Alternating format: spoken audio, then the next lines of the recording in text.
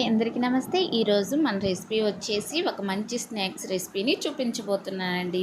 కేవలం 5 నిమిషాల్లో అయిపోతుంది। ఒకసారి ఇలా ట్రై చేసి చూడండి, టేస్ట్ అయితే అదిరిపోతుంది। ఇది మార్నింగ్ బ్రేక్ఫాస్ట్లోకైనా చేసుకోవచ్చు, ఈవినింగ్ స్నాక్స్లోకైనా చేసుకోవచ్చు। చాలా అంటే చాలా సింపుల్గా అయిపోతుంది।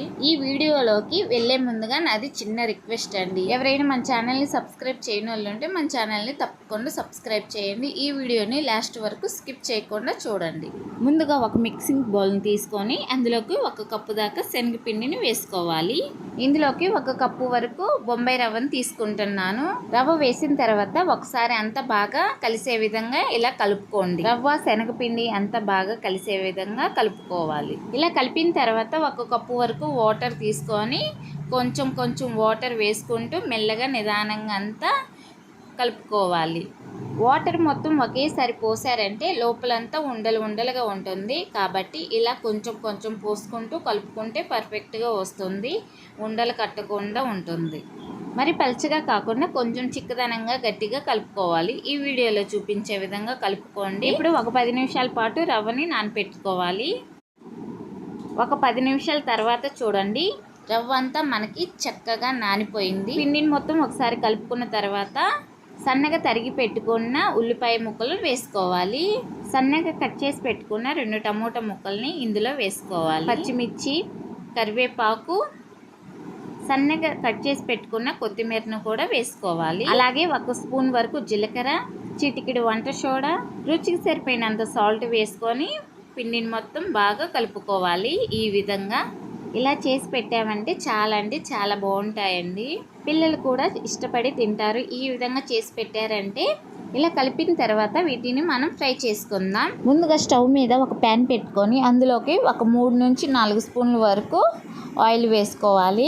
మీరు ఒకసారి ఇలా చేసి పెట్టారంటే ప్రతిసారి అడుగుతూ ఉంటారు ఇదే చేయమని, ఎందుకంటే అంత రుచిగా ఉంటుంది। బయట వెళ్ళి కొనే బదులు ఈ విధంగా ఇంట్లోనే చేసి పెట్టారంటే చాలా ఇష్టపడి తింటారు। ఆయిల్ వేడైన తర్వాత ఒక గరిటె తీసుకొని ఆ పిండిని ఈ విధంగా వేయండి।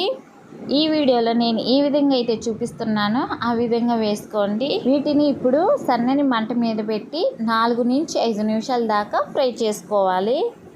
ఇంకా మూత పెట్టుకొని 4 నుంచి 5 నిమిషాల పాటు కుక్ చేసుకోవాలి। 4 నిమిషాల తర్వాత ఇలా మూత తీసి ఒక గరిటె తీసుకొని ఇలా రెండో వైపు కూడా తిప్పుకోవాలి। చూడండి, మిగతావి కూడా ఇలానే తిప్పిన తర్వాత ఒక 2 నిమిషాలు కుక్ చేస్తే సరిపోతుంది। మళ్ళీ ఒకసారి మూత పెట్టుకుందాం। 2 నిమిషాల తర్వాత మూత తీసి చూడండి ఎంత బాగా చక్కగా ఉడికిందో। ఇంతేనండి, రెడీ అయిపోయింది। ఇప్పుడు వీటిని సర్వ్ చేసుకొని తినేయటమే। ఇందులోకి టమోటా సాస్ పెట్టుకొని తింటే ఇంకా అదిరిపోతుంది। ఇంట్లో పిల్లలు స్నాక్స్ అడిగినప్పుడు, ఇంట్లో ఏం లేనప్పుడు ఈ విధంగా అన్ని ఇంట్లో ఉన్న వాటితోనే సింపుల్గా ఒక 5 నిమిషాల్లో ఇలా చేసి పెట్టారంటే చాలా ఇష్టపడి తింటారు। ఇంకెందుకు ఆలస్యం, మీరు కూడా ఇంట్లో ఒకసారి తప్పకుండా ఈ రెసిపీని ట్రై చేసి ఎలా ఉందో కామెంట్ చేయండి।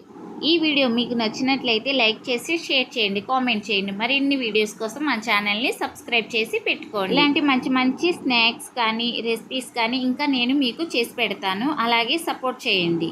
ఈ వీడియోని లాస్ట్ వరకు స్కిప్ చేయకుండా చూడండి, ఈ వీడియో పూర్తిగా అర్థమవుతుంది। ఇంకెందుకు ఆలస్యం, మా ఛానల్ని సబ్స్క్రైబ్ చేయటం అస్సలు మర్చిపోకండి। Please subscribe and thank you for watching.